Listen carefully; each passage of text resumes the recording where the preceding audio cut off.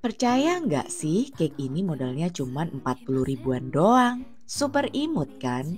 Tinggal dimasukkan dalam box packing kayak gini udah layak display mainan gak sih? Ini bisa buat ide hampers atau kado ulang tahun buat orang tercinta. Bahan-bahan dan cara membuatnya pun super gampang dan gak pakai ribet. Aku cuma pakai susu, minyak, tepung, telur, dan gula pasir. Tuh, semua bahan terjangkau dan gak mahal. Kamu bisa tambahkan green tea powder kalau mau rasa matcha kayak cake aku. Cetak dalam loyang, ratakan permukaannya, dan panggang hingga matang.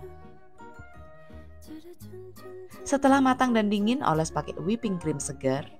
Teknik ngerol cake-nya juga kudu bener ya, supaya cake-nya nggak pecah dan patah. Sekarang tinggal potong-potong, next kita tata dan tumpuk untuk menghasilkan cake yang super unik ini.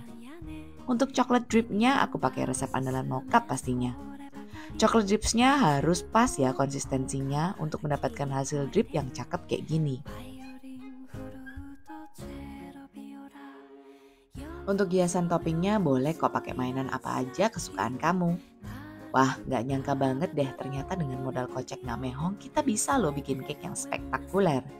Siapa sih yang gak senang dikasih cake imut yang satu ini? Kalau aku sih gemes banget.